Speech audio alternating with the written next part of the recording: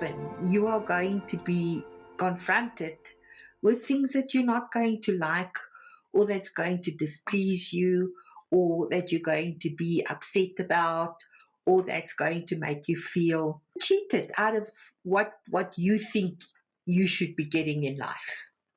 Really, it's not the end of the world. All you need to do is to realize that it never happens the way you think, and that there's a law of compensation that is constantly working in your favor. Why? Because it's going to compensate you for who you be and who you know yourself to be. But unfortunately, what happens to us is that when these things come across our path that we really don't like, that really doesn't work for us, that when people treat us in the most disrespectful and unexpected ways, that we forget who we are,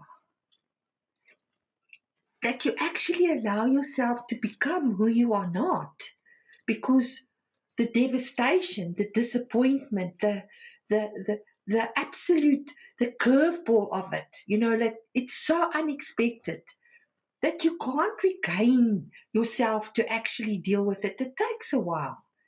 And that's really okay. It doesn't mean that you're not competent. It doesn't mean that you are being punished. It means that you're living on earth, that you are human, and that people do horrible things.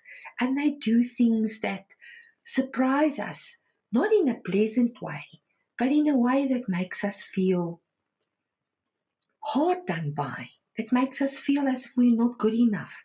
That makes us feel like we're not lovable. So how can we overcome that? To know that there's a law of compensation. This law of compensation is looking after you. Why? Because everything is going to be based on the energy that you're sharing. If you are sharing yourself, you are sharing your best, you are doing your best, your intention is always to contribute, to make sure that you are considerate, that you're doing the best that you can in any situation. Life sees that, and it's going to compensate you for that. There's no need for you to be concerned. You need to trust in your own good.